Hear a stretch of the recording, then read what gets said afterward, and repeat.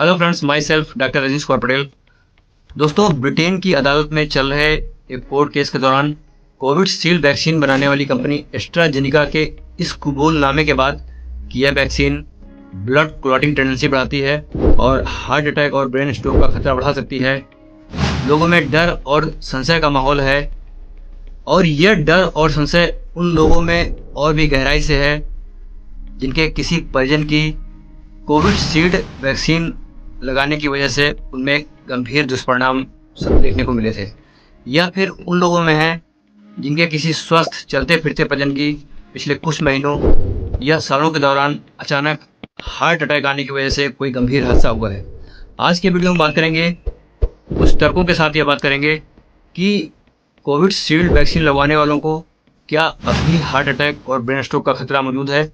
और यदि हाँ तो किन लोगों को यह खतरा सबसे ज़्यादा है। आइए हम बात करते हैं कि कोविशील्ड वैक्सीन का मोड ऑफ एक्शन क्या होता है। कोविशील्ड वैक्सीन एक लाइव एटेन्यूएटेड वैक्सीन होती है, अर्थात ये वैक्सीन लगने के बाद शरीर में कोई इन्फेक्शन करने की क्षमता नहीं रखती है, परंतु यह इम्यून सेल को ट्रिगर करके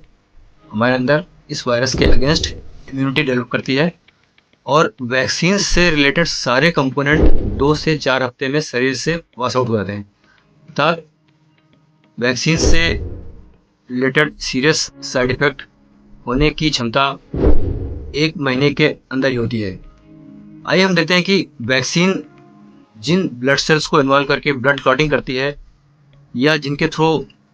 हमारे अंदर इम्यूनिटी पैदा करती है, जिन सेल्स को इन्वॉल्व करके हमारे अंदर इम्यूनिटी पैदा करती है, उनका मैक्सिमम लाइफ स्पैन कितना होता है। Blood clot mainly red blood cells और प्लेटलेट के आपस में चिपकने की वजह से बनते हैं। प्लेटलेट का शरीर में मैक्सिमम लाइफ स्पैन 10 दिन का होता है, और रेड ब्लड सेल्स का शरीर में मैक्सिमम लाइफ स्पैन 120 दिन का होता है। अर्थात प्लेटलेट शरीर में 10 दिन के अंदर ख़त्म हो जाती हैं और नई प्लेटलेट बनती हैं, तथा कोई भी आरबीसी शरीर में 120 दिन से ज़्यादा नहीं रुकती है। 120 दिन बाद इसकी लाइफ ख़त्म हो जाती है और नई आरबीसी बनती हैं। यदि हम ये मानते हैं कि वैक्सीन हमारे इम्यून सिस्टम में कोई बदलाव करके क्लॉटिंग टेंडेंसी बढ़ाती है, तो आइए देखते हैं कि जिन इम्यून सेल्स को इन्वॉल्व करके वैक्सीन हमारी इम्यूनिटी बढ़ाती है, उनकी लाइफ स्पैन कितनी होती है। वैक्सीन हमारे शरीर में मौजूद CD8 सेल और CD4 सेल्स को इन्वॉल्व करके इम्यूनिटी बढ़ाती है, और इनकी मैक्सिमम लाइफ स्पैन 5 से 6 महीने की होती है। तो इस तरह से हम देखते हैं कि वैक्सीन रिलेटेड कंपोनेंट, या फिर वैक्सीन्स जिन सेल को इन्वॉल्व करके ब्लड क्लॉटिंग टेंडेंसी बढ़ाती है, जैसे कि प्लेटलेट, आरबीसी, या फिर जिन इम्यून सेल्स को इन्वॉल्व करती है जैसे कि CD4 और CD8 सेल, इन सब का सारा प्रभाव 1 से 6 महीने के अंदर खत्म हो जाता है। दूसरी तरफ हम ये भी जानते हैं कि वैक्सीन से रिलेटेड इम्यूनिटी सिर्फ 6 महीने तक ही चलती है, और इसके बाद बूस्टर डोज लेने की सलाह दी जाती है। इस तरह से हम इन तथ्यों के आधार पर यह कह सकते हैं कि वैक्सीन से रिलेटेड जो भी साइड इफ़ेक्ट हैं या ब्लड को क्लॉट करने की टेंडेंसी है, वो 6 महीने से ज़्यादा किसी भी हालत में नहीं रहती है। अतः इस समय हमें किसी भी तरह से डरने की ज़रूरत नहीं है कि वैक्सीन अभी हमारे अंदर कोई क्लॉटिंग टेंडेंसी बढ़ाकर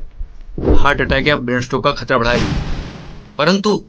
एक रेयर सिनेरियो यह है कि जिन लोगों में पहले से ही ब्लड को गाढ़ा करने वाले या ब्लड की क्लॉटिंग की टेंडेंसी बढ़ाने वाले रिस्क फैक्टर मौजूद हैं,